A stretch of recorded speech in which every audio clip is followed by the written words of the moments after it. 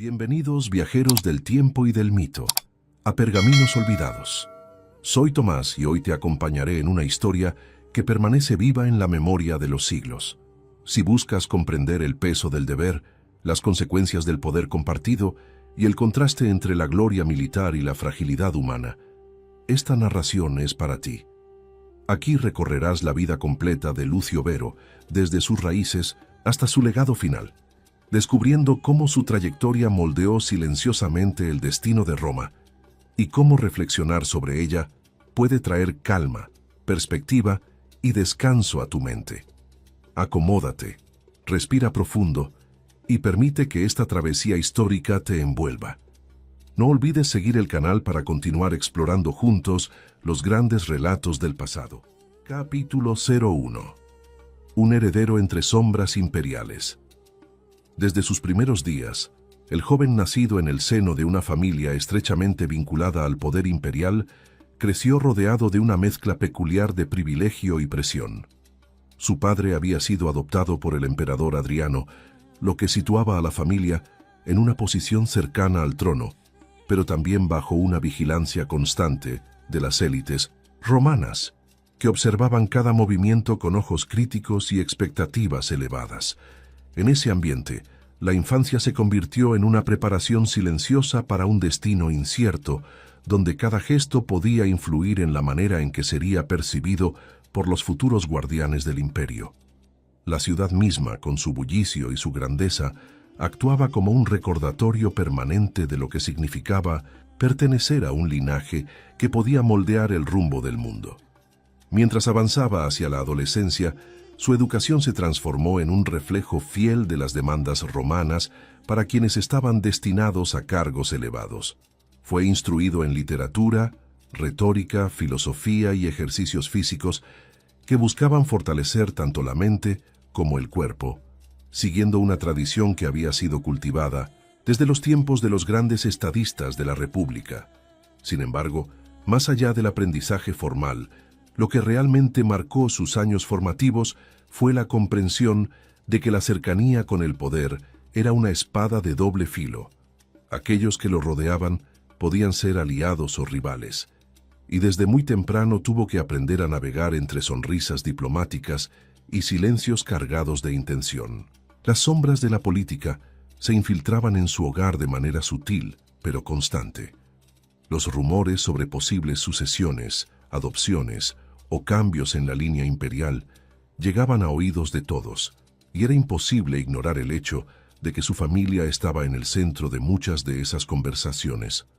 La figura de Adriano, un gobernante exigente y a veces ambiguo en sus decisiones, ejercía una influencia poderosa que se extendía sobre quienes se encontraban dentro de su círculo de confianza.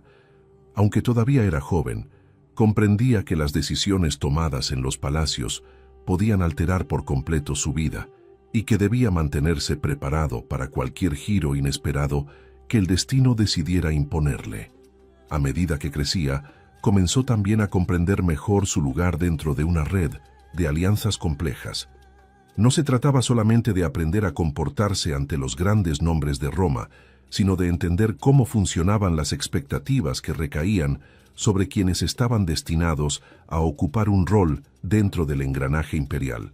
Su comportamiento, su disciplina y su habilidad para desenvolverse en público eran observados con especial atención, lo que lo llevó a adoptar una actitud prudente y reflexiva.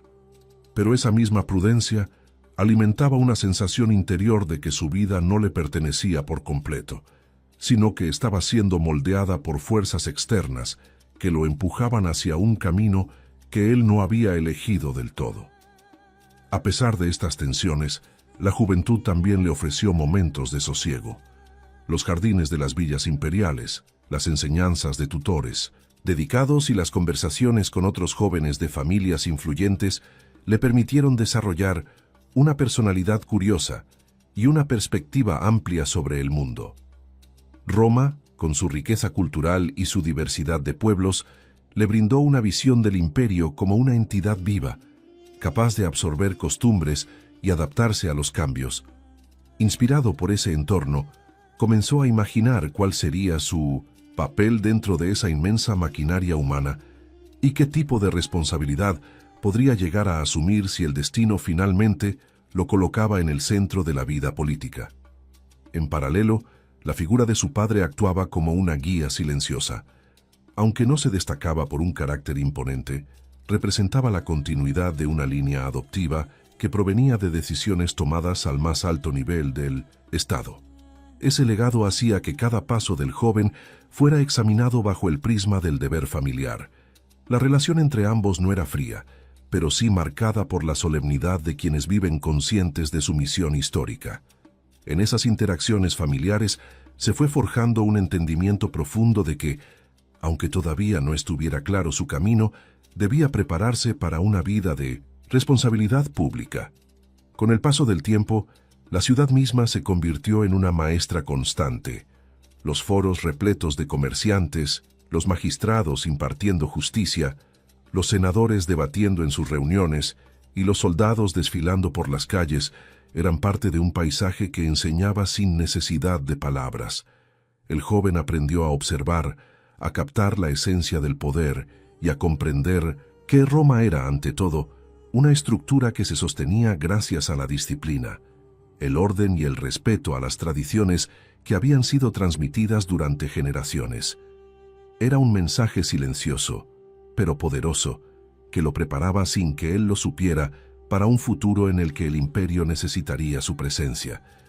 Los vínculos con otras familias prominentes también jugaron un papel crucial en su desarrollo.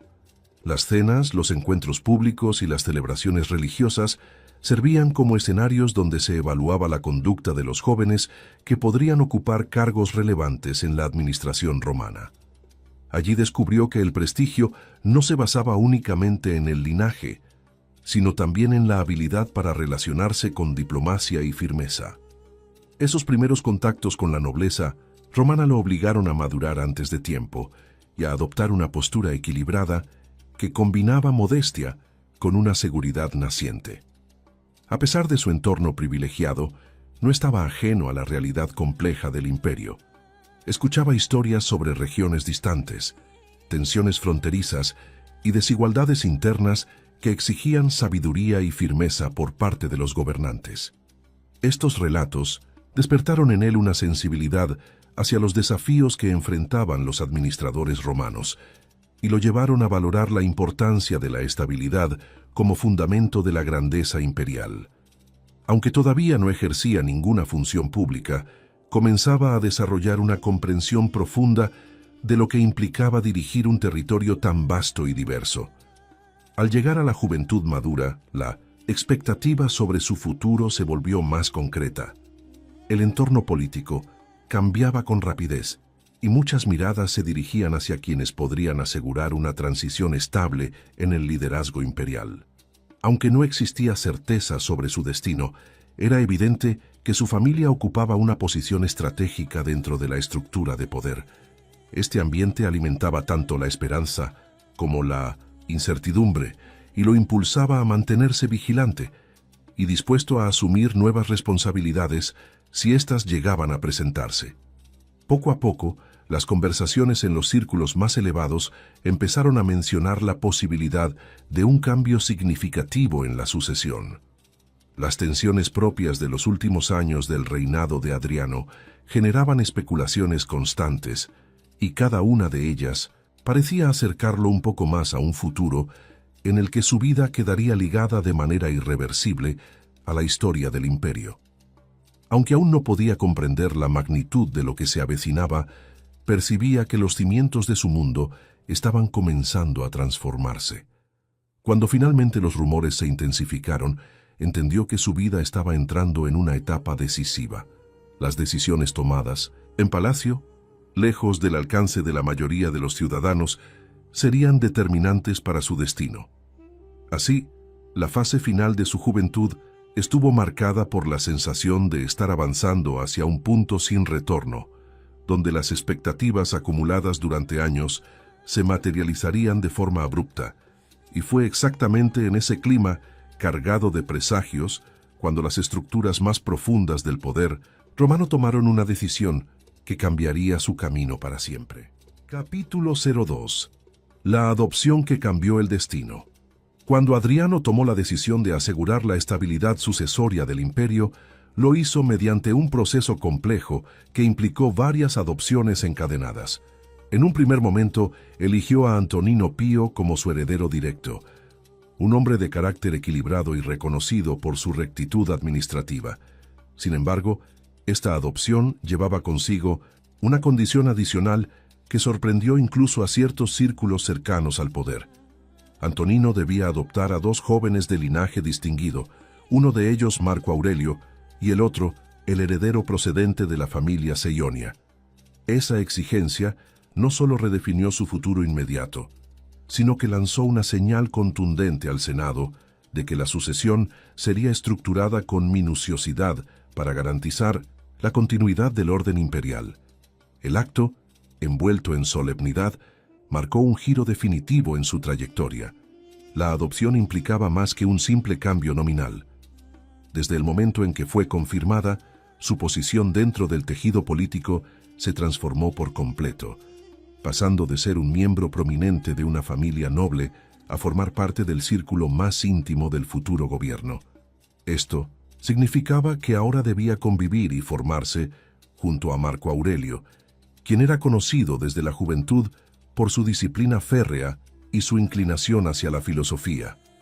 Aunque sus caracteres diferían en varios aspectos, ambos jóvenes entendieron que el destino del imperio había entrelazado sus caminos y que cualquier tensión personal debía quedar subordinada al deber que se les imponía desde lo más alto de la estructura estatal. El proceso formal de adopción fue supervisado por Antonino Pío, con una seriedad propia de su carácter. Quienes presenciaron los actos oficiales señalaron que el nuevo padre adoptivo se esforzó en otorgar a ambos jóvenes un trato equilibrado, evitando cualquier sesgo que pudiera alimentar rivalidades internas. Bajo su tutela, la transición hacia la vida pública adquirió un ritmo más intenso, pues el nuevo estatus exigía una preparación más estricta en asuntos jurídicos, administrativos y militares. A pesar de la magnitud del cambio, logró adaptarse a este nuevo entorno con relativa rapidez, entendiendo que su futuro ya no le pertenecía por completo, sino que estaba ligado al de toda una estructura política que esperaba de él madurez y compromiso. Mientras se consolidaba su integración a la familia adoptiva, también comenzó a experimentar la repercusión social del cambio. Los senadores, acostumbrados a interpretar cada detalle de la vida imperial, analizaron la decisión de Adriano como un movimiento estratégico que buscaba reforzar la estabilidad ante crecientes tensiones externas. Los rumores se dispersaron con rapidez por los foros, las termas y los mercados, destacando la figura de los dos jóvenes que se convertirían algún día en los pilares del gobierno romano. Aunque la atención pública podía resultar agobiante, ese escrutinio ayudó a moldear su carácter y a comprender la responsabilidad que pendía ahora sobre sus hombros. El vínculo con Marco Aurelio, aunque inicialmente distante, se fortaleció con el tiempo gracias a la convivencia diaria y a la formación compartida. Ambos recibían instrucción en las mismas materias, asistían a ceremonias oficiales y eran presentados como parte esencial del futuro del imperio. Las diferencias entre ellos se hacían evidentes en las preferencias personales, uno inclinándose más hacia el disfrute de actividades sociales y recreativas y el otro hacia la reflexión filosófica. Sin embargo, esa dualidad no se convirtió en un obstáculo, sino en una oportunidad para que cada uno complementara las fortalezas del otro. La convivencia les permitió establecer un respeto mutuo que más adelante sería fundamental para el gobierno conjunto. A medida que avanzaba este proceso, se hicieron más frecuentes las exigencias de participar en actos públicos, donde quedaba claro que la adopción había sido más que un gesto político. Era una declaración de confianza en su capacidad para asumir responsabilidades de Estado. Las ceremonias religiosas, los discursos ante cuerpos administrativos y las visitas a distintas instituciones romanas se convirtieron en parte de su rutina. Allí tuvo la oportunidad de observar cómo funcionaban realmente los engranajes del poder, desde las decisiones del Senado hasta la administración de justicia. Cada experiencia sumaba herramientas para el futuro, aunque también aumentaba la conciencia de que la fama podía transformarse rápidamente en crítica si no se cumplían las expectativas. Por otra parte, dentro del entorno privado del palacio, ocurrieron cambios que reforzaron su posición en la jerarquía social. Las relaciones con las figuras más influyentes del imperio se estrecharon, permitiéndole conocer a generales, gobernadores y oradores que desempeñaban un papel clave en la administración. Estos contactos se convirtieron en una red invaluable que, aunque no lo supiera en ese momento, sería determinante durante los años en los que tendría que tomar decisiones de gran peso político. La adopción no solo había cambiado su estatus, sino también el tipo de influencias que lo rodeaban. El Senado aceptó la adopción con relativa estabilidad, aunque no sin algunas reservas propias de quienes temían que la estructura sucesoria quedara demasiado concentrada en decisiones tomadas por Adriano sin suficiente participación del cuerpo político. Sin embargo, la figura moderada y prudente de Antonino Pío contribuyó a aplacar cualquier resistencia significativa. El nuevo hijo adoptivo observó con atención las dinámicas internas de esta institución, comprendiendo que el apoyo senatorial era fundamental para mantener la armonía entre el poder imperial y las élites tradicionales que habían sostenido la República en sus orígenes. Mientras tanto, su formación militar comenzó a adquirir mayor énfasis, ya que era costumbre que los futuros gobernantes recibieran entrenamiento en liderazgo y estrategia. No se esperaba necesariamente que comandara tropas en el futuro inmediato, pero sí que comprendiera los principios básicos que guiaban el vasto aparato militar romano. Esta instrucción permitió que desarrollara una visión más clara de la importancia de las fronteras, los aliados y los riesgos que amenazaban la estabilidad del imperio desde regiones distantes. Sin embargo, aún no era evidente para él que estos conocimientos adquirirían relevancia crucial años después. Los años de convivencia bajo la tutela de Antonino Pío también fortalecieron su comprensión del equilibrio entre tradición y adaptabilidad. El emperador adoptivo gobernaba con moderación y justicia, evitando decisiones impulsivas y manteniendo una relación armoniosa tanto con el ejército como con el Senado. Ese estilo de liderazgo dejó una marca profunda en los dos jóvenes, quienes aprendieron que gobernar no significaba únicamente ejercer autoridad, sino también preservar la cohesión interna del imperio mediante decisiones sagaces y prudentes. Con el paso del tiempo, la estructura familiar adoptiva se volvió más sólida. Las ceremonias, las reuniones privadas y la observación directa del gobierno consolidaron su identidad como parte esencial de la futura sucesión. Aunque la responsabilidad aún parecía distante, las señales de su papel creciente dentro del imperio se volvieron más evidentes, desde los títulos honoríficos otorgados hasta su participación en decisiones menores que servían como preparación gradual para tareas más importantes. Todo indicaba que el camino hacia el poder estaba siendo cuidadosamente trazado por las generaciones anteriores. Finalmente, cuando el reinado de Antonino Pío se acercó a su madurez, quedó claro que la adopción había cumplido su propósito inicial: garantizar una transición ordenada y fortalecer la perspectiva de un gobierno que, por primera vez en la historia de Roma, podría estar en 1970 manos de dos gobernantes jóvenes educados bajo los mismos principios. En ese momento, comprendió que su destino, ya sellado por la voluntad de Adriano y por la prudencia de Antonino, lo situaría en un lugar que transformaría no solo su vida, sino también la historia del imperio. Capítulo 03. Dos Augustos, un solo imperio. Cuando Antonino Pío falleció en el año 161, el imperio se encontró ante una situación inédita. Por primera vez, dos hombres asumirían el título de Augusto de manera simultánea. El Senado, siguiendo la voluntad expresa del emperador difunto, confirmó a Marco Aurelio como sucesor principal, pero éste insistió en que el otro heredero adoptivo recibiera el mismo rango. La decisión sorprendió a algunos sectores del poder, pues rompía con la tradición de un único gobernante supremo, pero también fue vista como un gesto de equilibrio político y lealtad hacia la estructura sucesoria diseñada años atrás. La proclamación conjunta marcó el inicio de un experimento político singular que pondría a prueba la capacidad del imperio para funcionar bajo una autoridad compartida. El reparto de responsabilidades entre ambos se definió con relativa rapidez, impulsado por la inclinación personal de cada uno. Marco Aurelio asumió de inmediato las labores administrativas y jurídicas, en consonancia con su personalidad reflexiva y su formación filosófica. La otra parte del gobierno se orientó hacia asuntos militares, ceremoniales y diplomáticos, áreas que requerían presencia física, carisma y capacidad de interacción con oficiales, embajadores y tropas.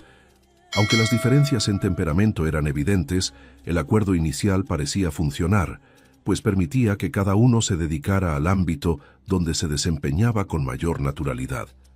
Durante los primeros meses, el equilibrio entre ambos creó una atmósfera de estabilidad. Sin embargo, la convivencia política entre dos Augustos requería una precisión constante. Roma era una estructura inmensa que dependía de decisiones rápidas, coherentes y, sobre todo, unificadas.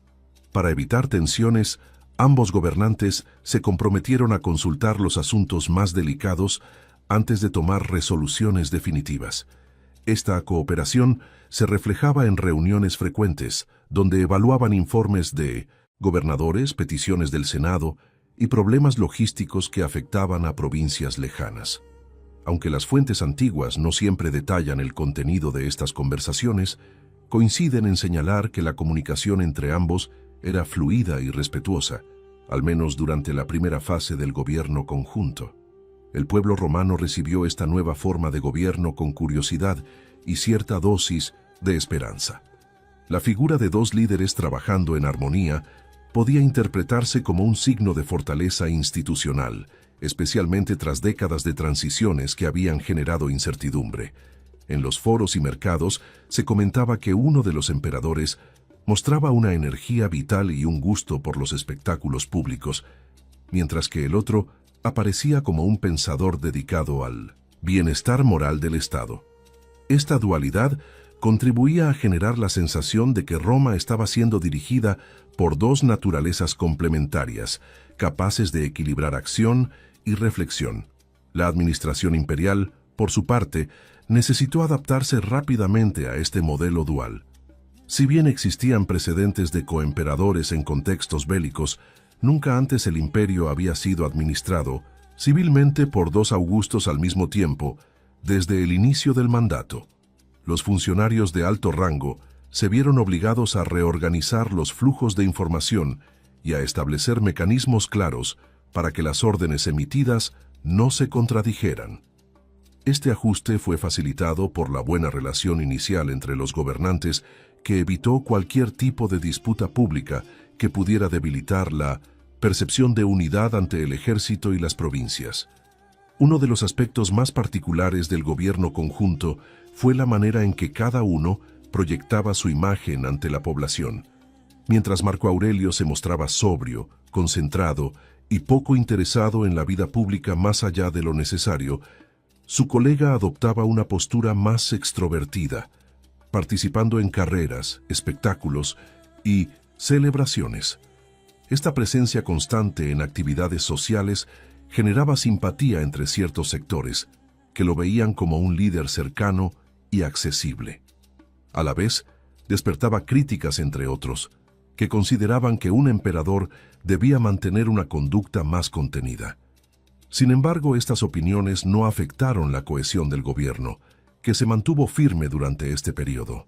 El equilibrio entre ambos se volvió aún más importante cuando comenzaron a surgir tensiones en las fronteras orientales del imperio. Las noticias sobre movimientos inusuales en el reino parto y sobre la situación inestable en Armenia empezaron a llegar a Roma con creciente preocupación. La administración comprendió que la presencia de uno de los Augustos en la región sería indispensable para evitar un deterioro mayor. Antes de tomar una decisión definitiva, Ambos gobernantes discutieron las implicaciones estratégicas, logísticas y políticas de enviar a uno de ellos al frente de una campaña militar que podría prolongarse durante años. La elección resultó inevitable. Uno de los Augustos debía asumir el liderazgo directo en Oriente. Esta decisión transformó profundamente la dinámica del gobierno, pues significaba que Roma quedaría bajo la supervisión de Marco Aurelio, mientras el otro enfrentaría la responsabilidad de restaurar el equilibrio en una zona crucial para la estabilidad imperial. Lejos de interpretarse como una fractura, la separación temporal fue vista como una demostración de confianza mutua y de compromiso con el imperio. Para ambos, el momento marcó un punto de inflexión, ya que sus caminos, hasta entonces paralelos, debían ahora bifurcarse para cumplir misiones diferentes, pero igualmente esenciales. Mientras los preparativos para el viaje se llevaban a cabo, los dos emperadores mantuvieron reuniones constantes para definir protocolos de comunicación, establecer prioridades y adaptar la administración a las nuevas circunstancias. Esta fase de planificación fue clave para evitar que la distancia provocara confusión o contradicciones entre las órdenes emitidas desde Roma y las enviadas desde los campamentos militares en Oriente. La relación entre ambos fue puesta a prueba, pero las crónicas indican que el respeto mutuo y el sentido del deber prevalecieron sobre cualquier desacuerdo. La armonía, tan necesaria en un sistema político basado en la cooperación, se mantuvo sólida antes de la partida. El día en que salió de Roma rumbo a Oriente, la población se agolpó en las calles para despedirlo. La marcha del emperador, acompañado por su séquito y sus oficiales, transmitía tanto solemnidad como incertidumbre, pues nadie podía prever si la campaña sería breve o prolongada. Los ciudadanos entendían que su ausencia dejaría una marca en la vida pública, pero también reconocían la importancia de la misión que estaba por emprender. Esta escena, descrita por historiadores posteriores, refleja el impacto emocional que tuvo la separación entre los dos Augustos en la conciencia colectiva romana.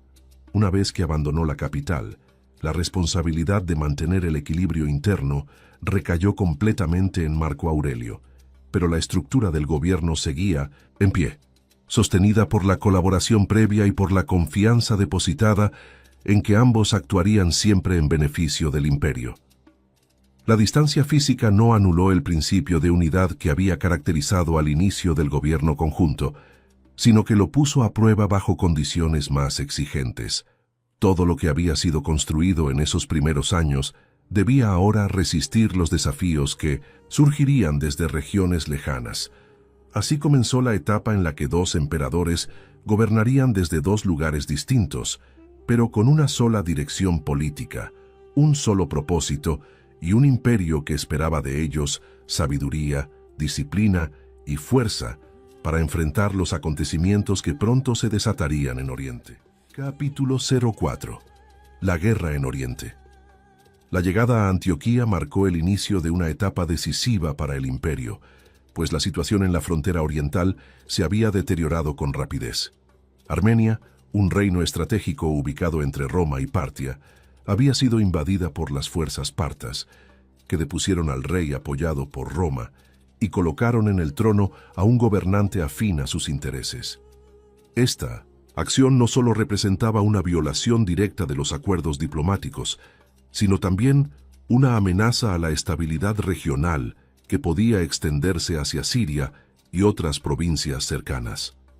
La presencia del emperador en la zona buscaba restablecer la autoridad romana y evitar que la influencia parta se consolidara en un territorio clave. Desde el primer momento quedó claro que la campaña no sería breve. Los informes enviados por los gobernadores provinciales indicaban que las tropas partas habían fortificado sus posiciones y que algunos aliados locales dudaban en comprometerse abiertamente con Roma.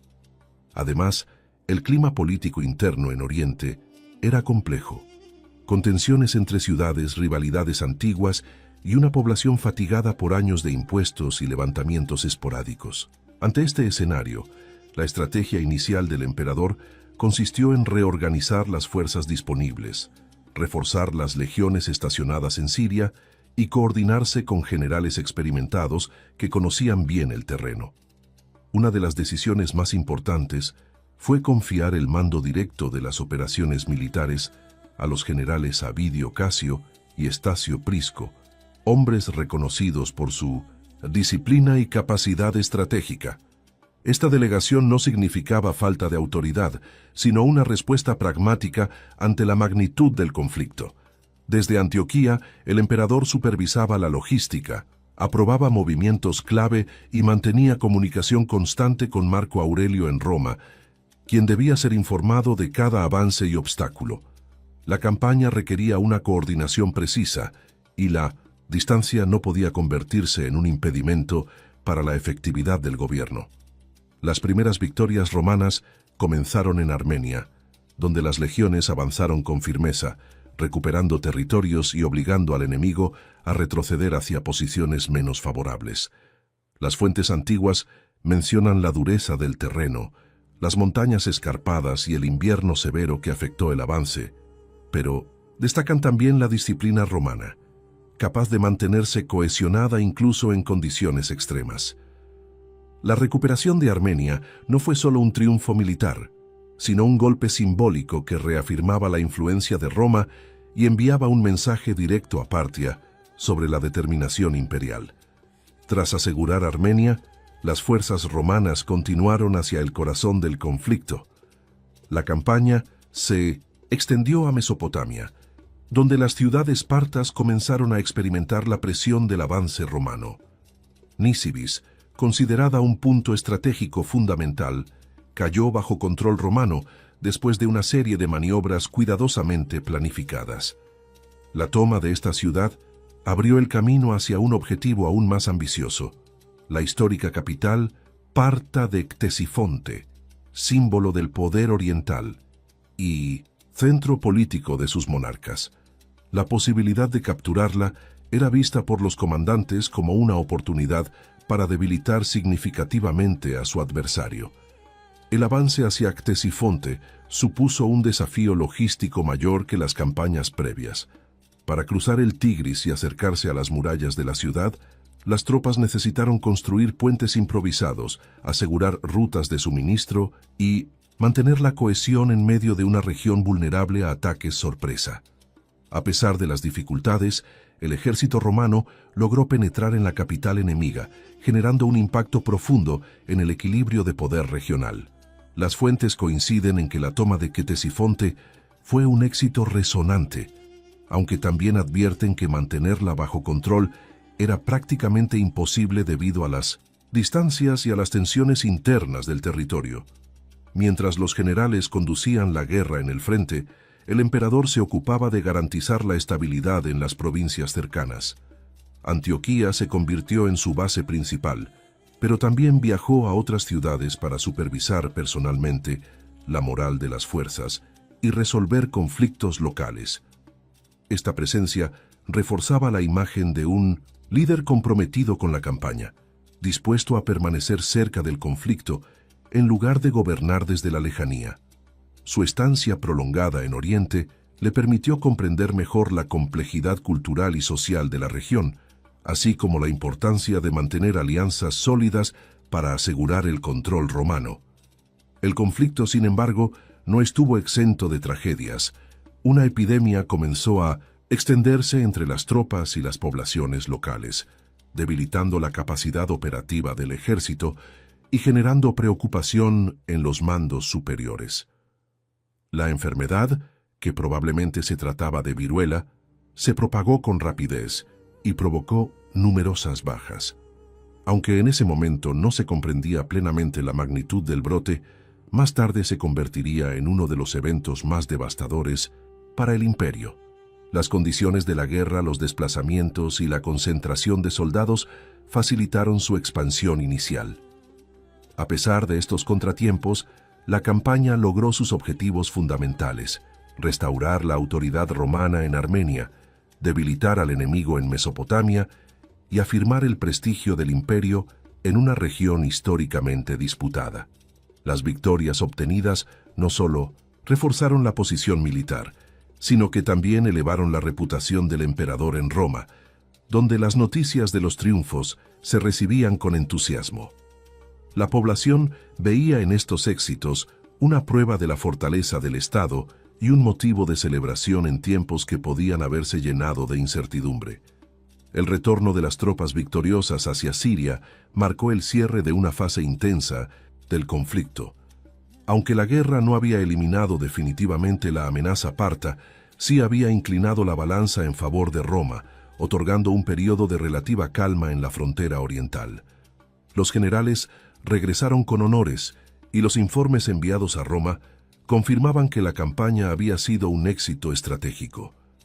Mientras tanto, el emperador preparaba su regreso a la capital, consciente de que debía presentar ante el Senado y el pueblo un relato detallado de las acciones emprendidas. Los meses que precedieron al retorno estuvieron dedicados a consolidar las posiciones recuperadas y a asegurar que los gobernadores provinciales pudieran mantener el equilibrio sin necesidad de intervención imperial inmediata. La administración reorganizó impuestos, reconstruyó infraestructuras dañadas y reforzó alianzas con líderes locales que habían demostrado fidelidad a Roma durante la campaña. Este proceso buscaba evitar un resurgimiento rápido de la influencia parta y garantizar que la paz recién obtenida tuviera una base sólida. Finalmente, cuando todo estuvo preparado, el emperador emprendió su regreso a Roma cargado de prestigio, consciente de que la campaña en Oriente se convertiría en uno de los momentos más recordados de su trayectoria. Con Ctesifonte tomada y Armenia asegurada, el imperio celebraría su retorno como un símbolo de fuerza renovada, aunque también traería consigo una sombra silenciosa, la epidemia que acompañaría a su comitiva y que pronto afectaría a todo el territorio romano. Capítulo 05. El triunfo regresando a Roma.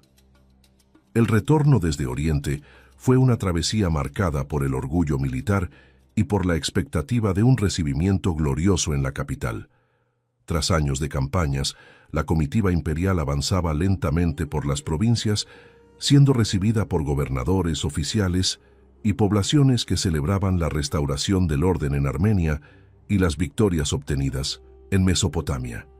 Cada ciudad ofrecía homenajes, sacrificios y discursos, reforzando la imagen de un liderazgo que había logrado proteger las fronteras y reafirmar el prestigio romano en regiones históricamente conflictivas. Este ambiente de reconocimiento preparó el tono para la entrada en Roma, donde el impacto político sería aún mayor. Mientras se acercaba a la capital, comenzaron los preparativos para organizar un triunfo oficial, una ceremonia reservada únicamente para las victorias consideradas extraordinarias. Marco Aurelio aprobó la celebración sin reservas, consciente del valor simbólico que tendría para el pueblo y para el Senado. Era la primera vez desde hacía décadas que Roma vería un desfile de tal magnitud encabezado por uno de sus gobernantes. Se enviaron mensajeros con anticipación para coordinar cada detalle: las rutas, los músicos, los estandartes capturados, los prisioneros de alto rango y las representaciones de las ciudades sometidas. Todo debía estar dispuesto para exponer ante los ciudadanos la grandeza alcanzada por las legiones. La entrada triunfal en Roma fue un espectáculo sin precedentes. Miles de personas se reunieron en las calles para observar el avance del cortejo, que incluía carros cargados con tesoros capturados, retratos de las ciudades tomadas y armas enemigas exhibidas como trofeos. Los soldados marchaban en formación impecable, mostrando el orgullo de haber participado en una campaña que revirtió una crisis que amenazaba el equilibrio en Oriente. El emperador, vestido con la toga bordada utilizada únicamente en estas ceremonias, avanzaba como símbolo viviente del poder conquistado en tierras lejanas. La multitud aclamaba con entusiasmo, consciente de estar presenciando un momento histórico. El Senado, reunido para recibir formalmente al victorioso gobernante, otorgó honores especiales en reconocimiento a sus logros.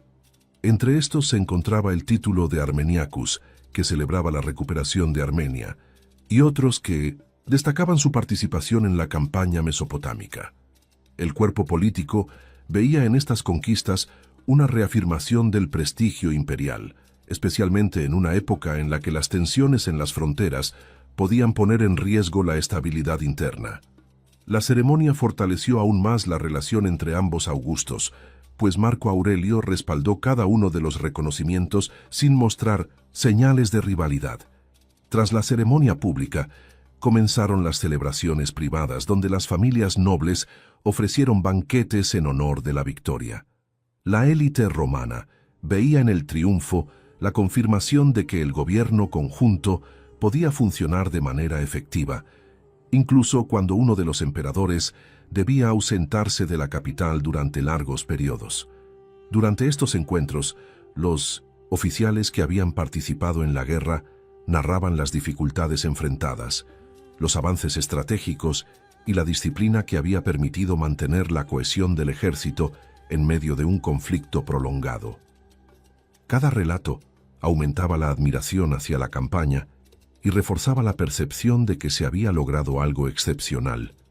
Sin embargo, no todo lo que regresó de Oriente era motivo de celebración. En silencio, la epidemia que había comenzado en los campamentos militares acompañó a la comitiva en su retorno hacia Roma. Aunque en este momento aún no se comprendía la gravedad de la situación, algunos médicos empezaron a notar síntomas preocupantes entre los soldados y esclavos que viajaban con la caravana. La enfermedad pasó desapercibida durante las ceremonias iniciales, pero en 1909, las semanas siguientes comenzaría a manifestarse con fuerza en distintos puntos de la ciudad. El contraste entre el triunfo militar y la amenaza silenciosa que regresaba con las tropas se convertiría con el tiempo en una de las ironías más trágicas de la campaña oriental. A pesar de esta amenaza incipiente, el emperador disfrutó ampliamente del reconocimiento recibido.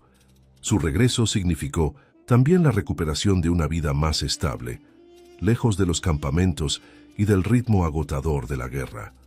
Volvió a ocupar los espacios del Palacio Imperial, retomando ceremonias, audiencias y responsabilidades que ahora realizaba junto a Marco Aurelio, con quien debía reintegrar la administración después de años de separación física. Esta reunificación del poder devolvió al imperio la imagen de cohesión que había caracterizado los primeros meses de gobierno conjunto. El prestigio adquirido tuvo un efecto significativo en su posición dentro del Senado y del ejército. Los comandantes que habían servido bajo su autoridad enviaron cartas de reconocimiento destacando su liderazgo, mientras que las regiones orientales mostraron una renovada lealtad tras la campaña. La recuperación de Mincentesinu, territorios clave, elevó la moral del ejército y fortaleció la postura diplomática de Roma frente a Partia, que tardaría años en recuperarse de la derrota sufrida. Aunque la tensión entre ambos imperios persistiría, el equilibrio temporal alcanzado era visto como un logro considerable.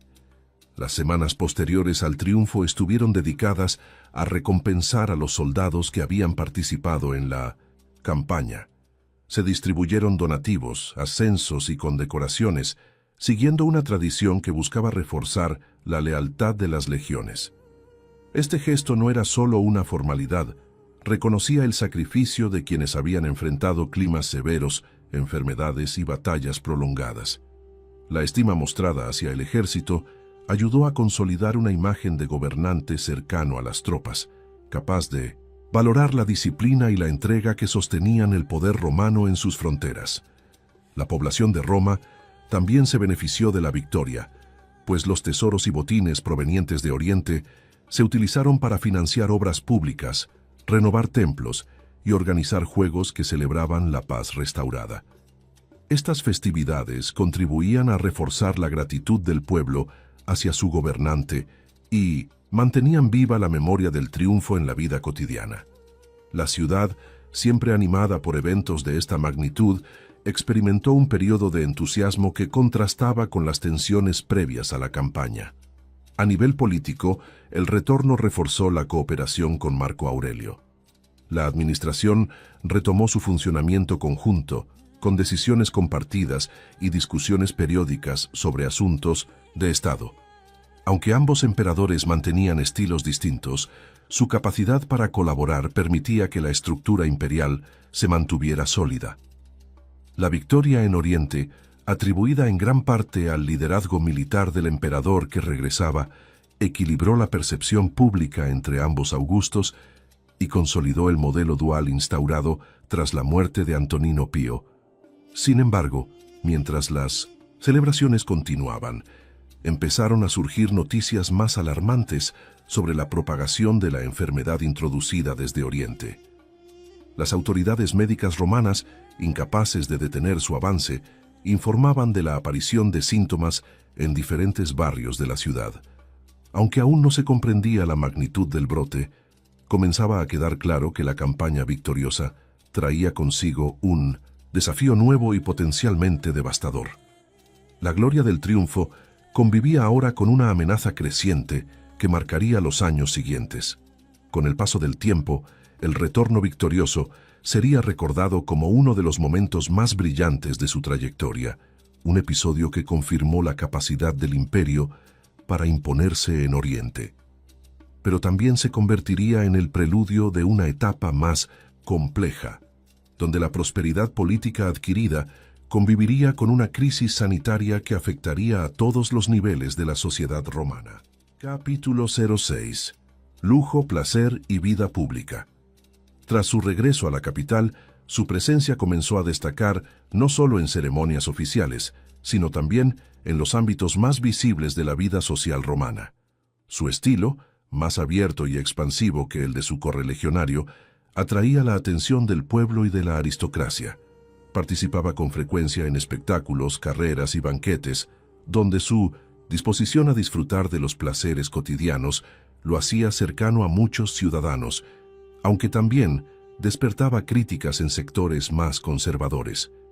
Esta personalidad contrastaba con la figura reservada y austera de Marco Aurelio, lo que alimentaba conversaciones en los foros sobre la dualidad del gobierno, aunque sin generar fracturas reales en la estructura política.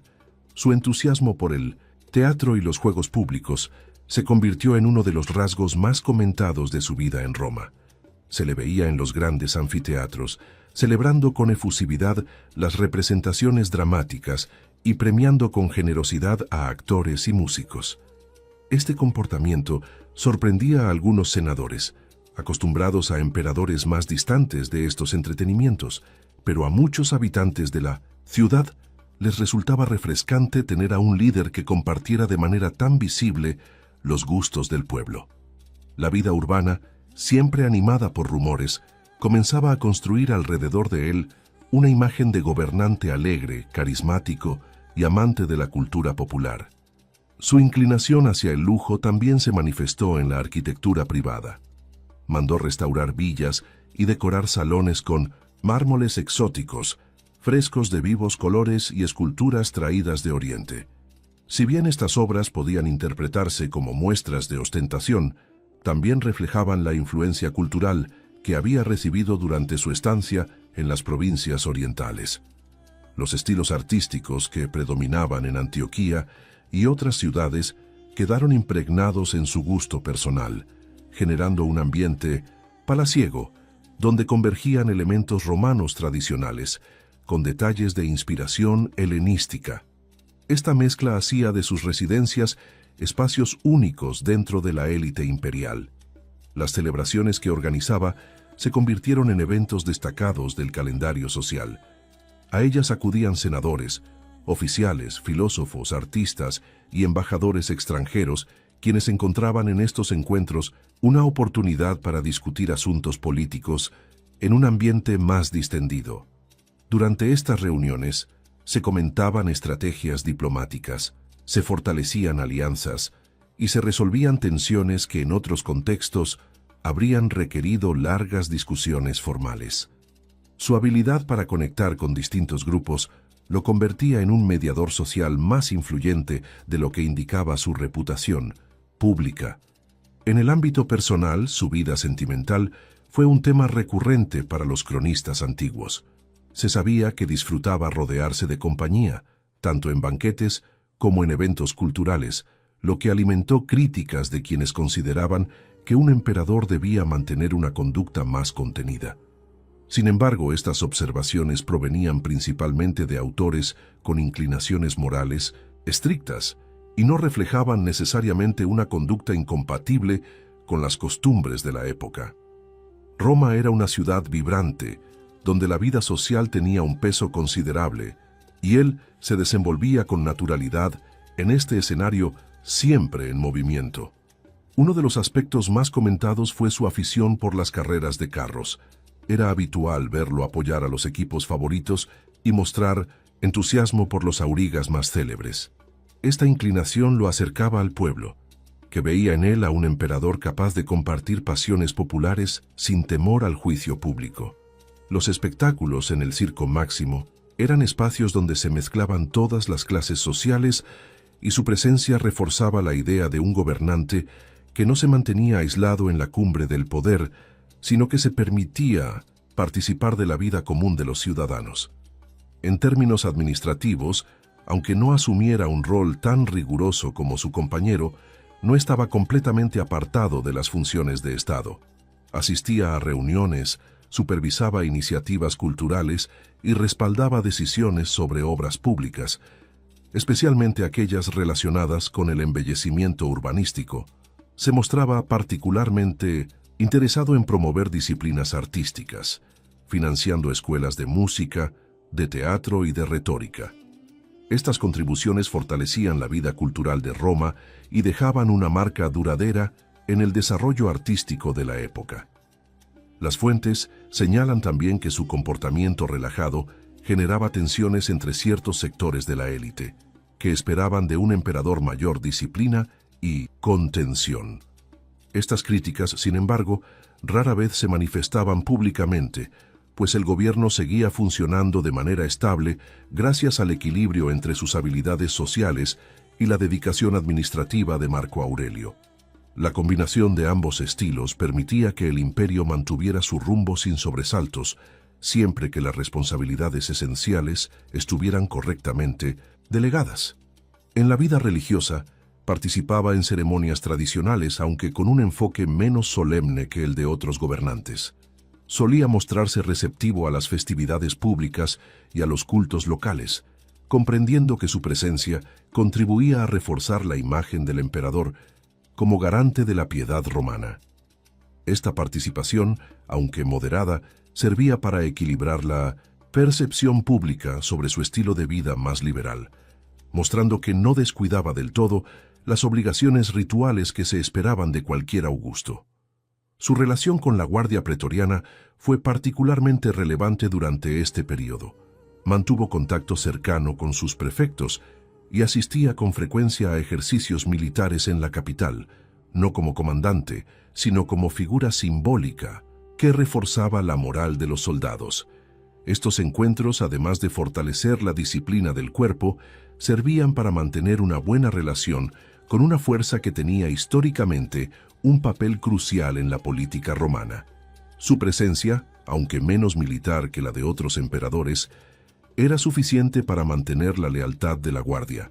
En los sectores intelectuales, su figura generaba opiniones mixtas. Algunos filósofos lo consideraban un mecenas ideal, capaz de apreciar la literatura y las artes sin imponer excesos moralistas. Otros, más cercanos a la visión estoica de Marco Aurelio, observaban en su estilo de vida un riesgo para la sobriedad que debía caracterizar a un gobernante. Sin embargo, incluso entre estos críticos, existía un reconocimiento general de que su influencia cultural contribuía a revitalizar la vida intelectual de la capital, atrayendo a músicos, poetas y retóricos de distintas regiones del imperio. A pesar de las críticas y los elogios, la vida social que llevaba se convirtió en una parte inseparable de su identidad pública. Su estilo, marcado por el lujo, el disfrute y una inclinación sincera hacia las expresiones culturales, dejó una huella profunda en la sociedad romana. En un periodo en el que el imperio todavía celebraba las victorias recientes y buscaba estabilidad tras años de campañas, su presencia ofrecía un contraste llamativo con la solemnidad del otro Augusto, formando un equilibrio peculiar que definió una etapa única en la historia de Roma. Capítulo 07. Epidemias y tensiones en el imperio.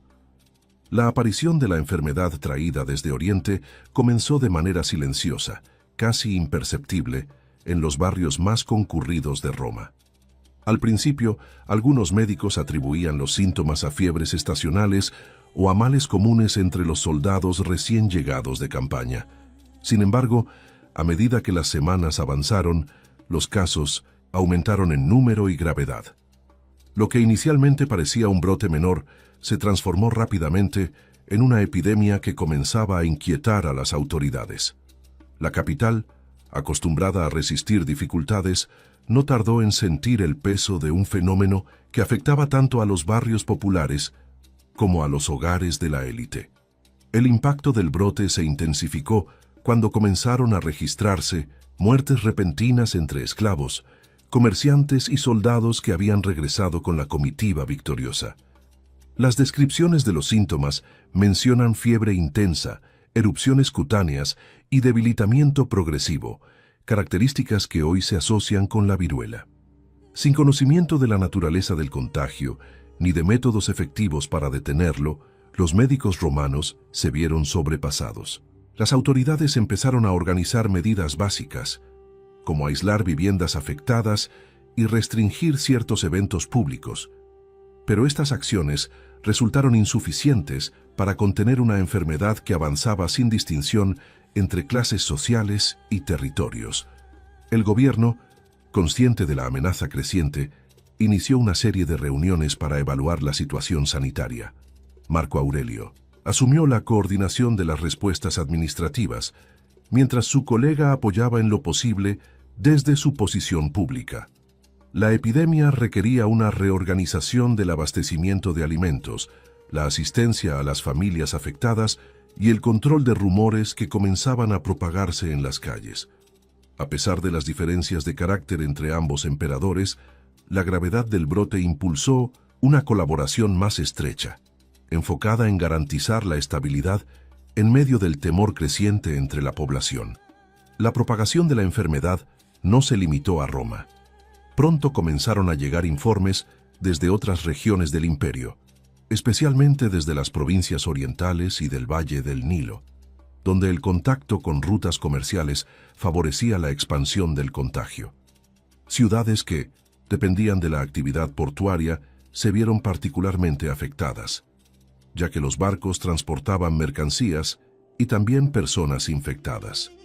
Esta expansión territorial obligó a los gobernadores provinciales a adoptar medidas locales, aunque muchos carecían de recursos suficientes para enfrentar un fenómeno de tal magnitud. La epidemia tomó dimensiones imperiales en cuestión de meses. El efecto social fue profundo. La población comenzó a reducir sus desplazamientos, muchos comercios cerraron temporalmente y las familias optaron por limitar su interacción con vecinos y visitantes. Los templos empezaron a recibir más ofrendas de lo habitual, pues una parte de la ciudadanía interpretaba la epidemia como un castigo divino o una señal de desequilibrio moral. Las autoridades religiosas organizaron rituales y sacrificios colectivos, esperando apaciguar lo que consideraban la ira de los dioses. Aún así, estas prácticas no lograron frenar la expansión del brote, que seguía avanzando con una fuerza que superaba los esfuerzos humanos. El impacto económico también resultó significativo. La disminución en la actividad comercial afectó la recaudación de impuestos y ralentizó proyectos públicos que dependían de trabajadores especializados. Algunos sectores agrícolas reportaron escasez de mano de obra debido a la enfermedad, lo que puso en riesgo la producción de alimentos en ciertas regiones. Estas dificultades generaron tensiones entre distintas partes del imperio, ya que algunas provincias reclamaban apoyo logístico, mientras otras intentaban proteger sus recursos. La administración imperial tuvo que equilibrar cuidadosamente estas demandas para evitar conflictos internos que agravaran aún más la crisis. En este contexto, la presencia del emperador más asociado con la vida pública adquirió un papel particular. Aunque no tenía la inclinación filosófica de su colega, se mantuvo visible en la ciudad, asistiendo a ceremonias religiosas y visitando hospitales improvisados donde se atendía a los enfermos. Su intención era transmitir calma y ofrecer una presencia tangible en medio del miedo generalizado. Estas visitas, aunque arriesgadas, le dieron una imagen de gobernante presente en los momentos de dificultad, incluso si su participación administrativa no era tan profunda como la de Marco Aurelio en la gestión de la crisis. Las tensiones políticas surgieron inevitablemente. Algunos senadores cuestionaron si las celebraciones del triunfo, realizadas semanas antes del brote, habían contribuido a propagar la enfermedad en la capital. Otros, más prudentes, evitaron señalar culpables y se centraron en proponer medidas sanitarias y financieras para mitigar el impacto.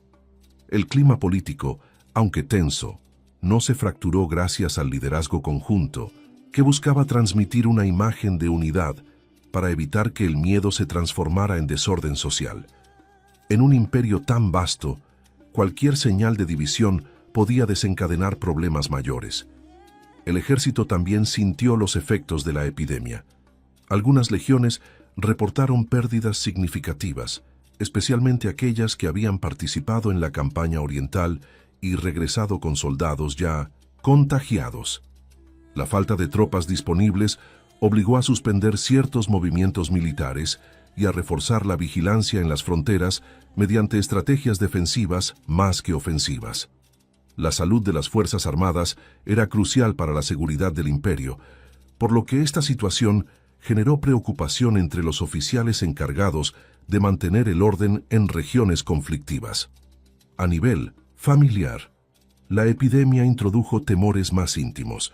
Las casas aristocráticas comenzaron a restringir la entrada de visitantes y a reforzar la higiene doméstica, siguiendo recomendaciones de los médicos que, aunque limitadas, buscaban reducir el contagio. El entorno imperial no estuvo ajeno a estas preocupaciones, y se tomaron medidas para proteger a quienes estaban en contacto constante con los gobernantes. Los palacios adoptaron protocolos básicos, aunque la ciencia de la época estaba lejos de comprender plenamente cómo se propagaba una enfermedad de estas características.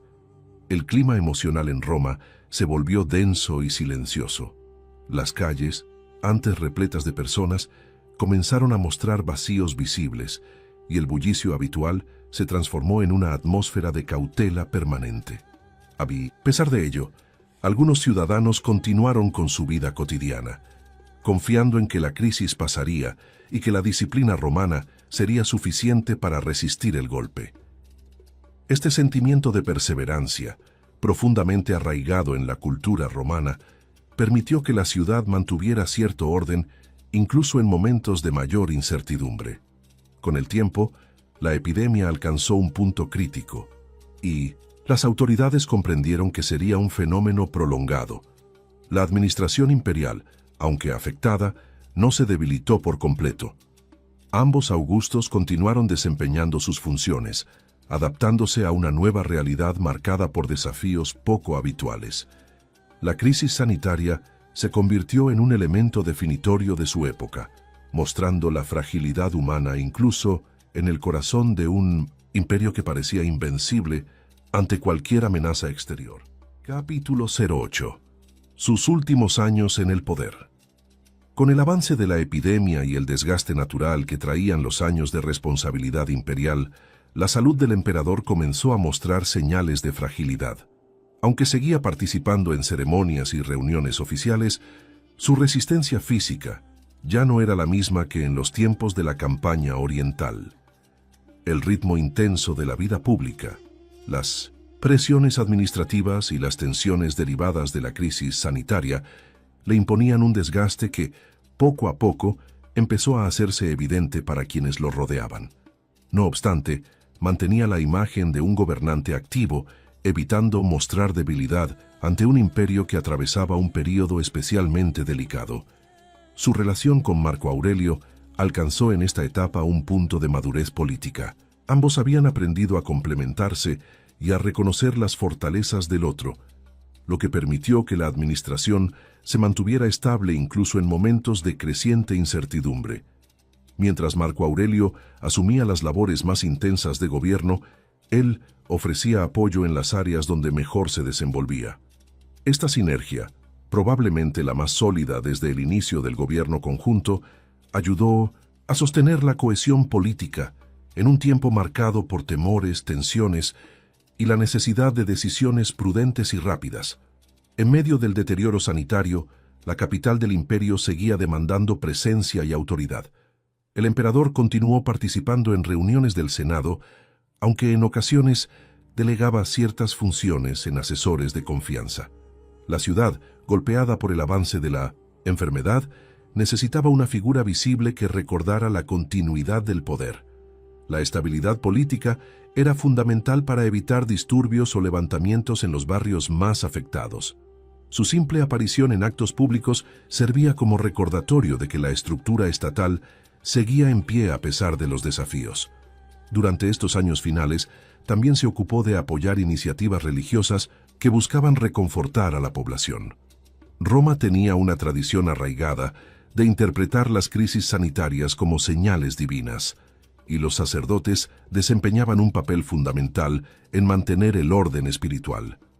El emperador asistía a rituales, ofrendas y ceremonias que buscaban restablecer el equilibrio entre los dioses y los hombres. Aunque estas prácticas no tenían efectos médicos reales, sí contribuían a calmar a la población y a evitar que el miedo se transformara en desesperación colectiva. En el ámbito militar, a pesar de que ya no tenía la misma energía para involucrarse directamente, continuó participando en decisiones estratégicas junto a Marco Aurelio. La epidemia había debilitado a varias legiones y era necesario reorganizar unidades, reforzar puestos fronterizos y redistribuir recursos para evitar vulnerabilidades. Los informes militares recibidos desde las provincias mostraban que el imperio aún mantenía su fortaleza, pero también destacaban la necesidad de prudencia ante enemigos que podían aprovechar la debilidad interna. Su experiencia en Oriente seguía siendo valorada para estas deliberaciones. La vida cotidiana dentro del palacio también asumió un tono más sobrio. Las celebraciones y banquetes disminuyeron considerablemente, tanto por respeto al sufrimiento general como por recomendación de médicos y consejeros. En su lugar, predominaban reuniones privadas, conversaciones sobre filosofía, política o literatura, y momentos de descanso necesarios para preservar sus fuerzas. Este cambio de ritmo contrastaba con la vida más animada que había llevado anteriormente, y quienes lo conocían desde antes percibían una transformación marcada por el peso acumulado de los años y las circunstancias adversas. El estado emocional dentro de la corte reflejaba la incertidumbre de estos tiempos. Consejeros, familiares y servidores estaban conscientes de la fragilidad de la situación y actuaban con una mezcla de cautela y devoción. El emperador, aunque aún respetado y apreciado, ya no irradiaba la energía vibrante que lo había caracterizado en etapas previas. La ausencia de grandes celebraciones públicas reforzaba la percepción de una corte más silenciosa, más atenta a la salud de su gobernante y al avance impredecible de la epidemia. Uno de los aspectos más significativos de estos últimos años fue la creciente dependencia de la cooperación política. La administración del imperio, compleja incluso en tiempos de prosperidad, requería ahora un esfuerzo conjunto entre emperadores, senadores y gobernadores. El gobernante en declive cumplió con su deber hasta donde su salud se lo permitía, confiando cada vez más en la capacidad de Marco Aurelio para sostener las funciones esenciales del Estado. Esta delegación no representaba debilidad, sino un reconocimiento responsable de los límites impuestos por su condición física. A pesar de los esfuerzos por mantenerse activo, su salud se deterioró con mayor rapidez durante un viaje hacia el norte de Italia. Había decidido acompañar a su familia a una villa donde podría recuperarse en un entorno más tranquilo, lejos de la densidad urbana de Roma. Sin embargo, el trayecto y las condiciones climáticas agravaron su estado, revelando que su organismo ya no tenía fuerza suficiente para resistir la enfermedad o el desgaste acumulado. Este viaje, inicialmente concebido como una oportunidad para fortalecer su salud, terminó marcando el inicio de su declive más evidente. Durante su estancia en la villa, médicos y asistentes intentaron distintos tratamientos habituales en la época. Utilizaron infusiones, reposo prolongado, rituales religiosos y recomendaciones dietéticas, pero ninguno de estos métodos logró detener la progresión de su debilitamiento. Los testimonios posteriores coinciden en que sus últimos días estuvieron marcados por una mezcla de lucidez y agotamiento profundo. A pesar del deterioro físico, mantuvo conversaciones serenas con su entorno, mostrando una calma que reflejaba aceptación más que desesperación.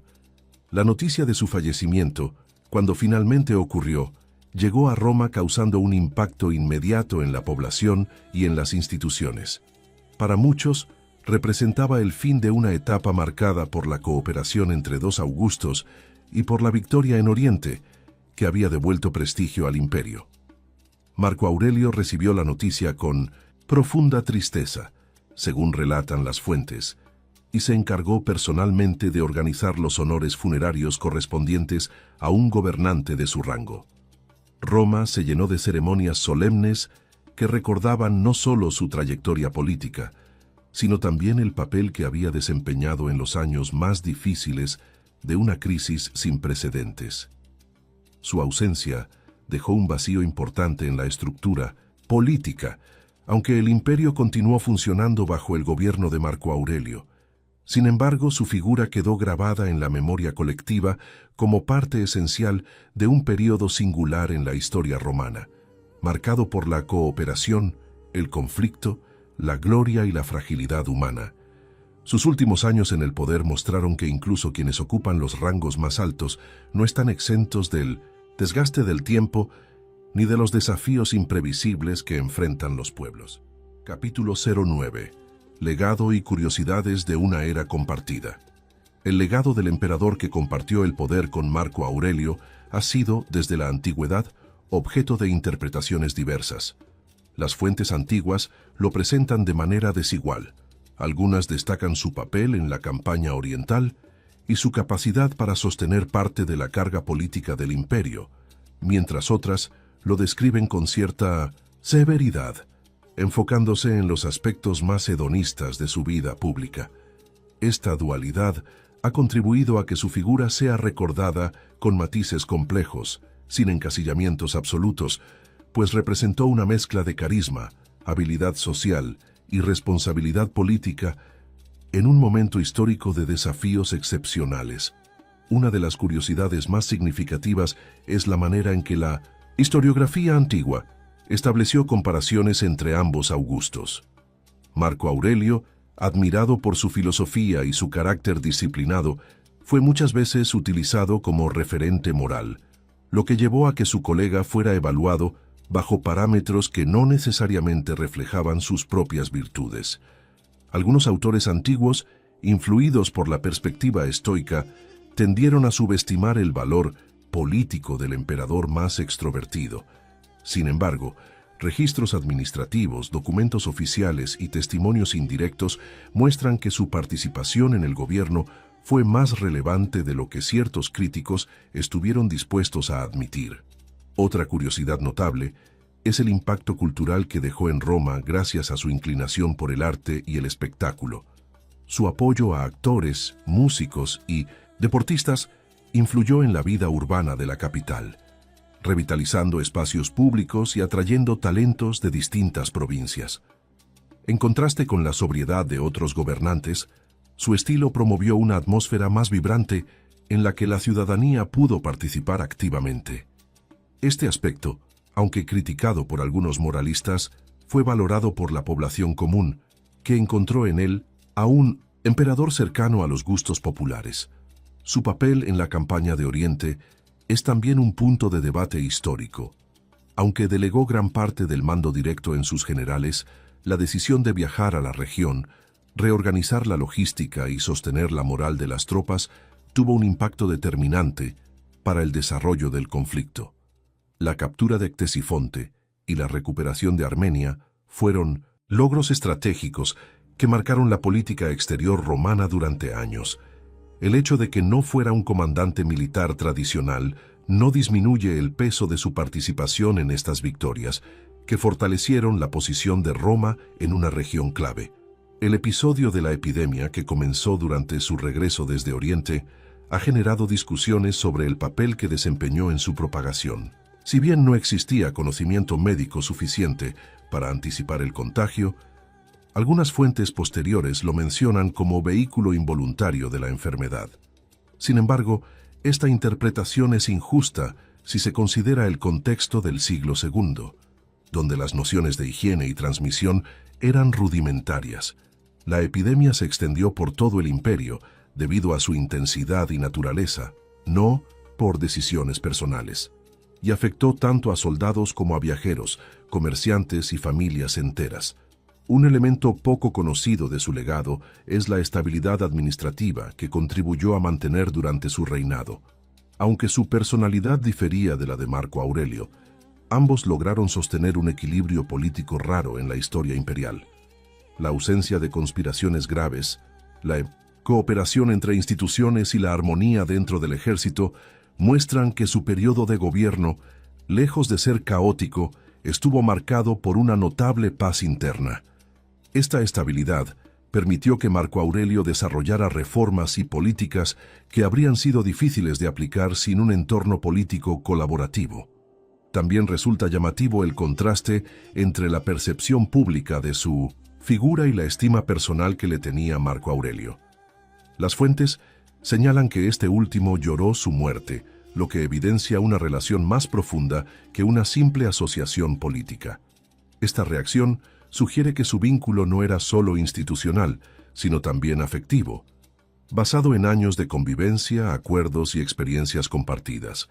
La muerte de su colega dejó en Marco Aurelio una sensación de pérdida que va más allá del deber imperial, destacando la humanidad detrás de la historia oficial. En el campo artístico, su imagen ha sido preservada en esculturas, bustos y monedas que muestran un rostro joven, de aspecto elegante y cuidado, acorde con la moda de la época antonina. Estas representaciones han permitido a historiadores y arqueólogos estudiar no solo su apariencia, sino también los símbolos imperiales utilizados durante su gobierno. La abundancia de retratos indica que su figura fue ampliamente difundida en el imperio, lo que refleja una presencia política sólida, aunque a veces subestimada por los textos antiguos.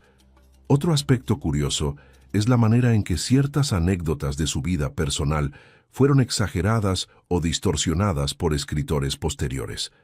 Su gusto por el lujo, aunque real, fue llevado al extremo en algunas narraciones que buscaban contrastarlo con la austeridad de Marco Aurelio. Estas exageraciones han influido en la percepción moderna, pero un análisis equilibrado de las fuentes revela que su comportamiento estaba dentro de los márgenes aceptados por la élite romana, especialmente en un contexto donde los banquetes, festividades y espectáculos eran parte inherente de la vida pública. La convivencia política entre dos Augustos también dejó un legado institucional importante. Su gobierno conjunto demostró que era posible administrar el imperio desde una lógica compartida sin que ello derivara en rivalidades destructivas. Este precedente sería retomado siglos después, durante la tetrarquía, aunque en un contexto muy diferente. La experiencia del siglo II mostró que la cooperación podía funcionar si ambas partes mantenían un compromiso firme con la estabilidad del Estado, algo que ambos gobernantes lograron sostener durante años. Finalmente, su nombre quedó asociado a una etapa compleja pero significativa de la historia romana, en la que coincidieron la expansión militar, la prosperidad urbana, una epidemia devastadora y una estructura política dual que rara vez volvió a repetirse.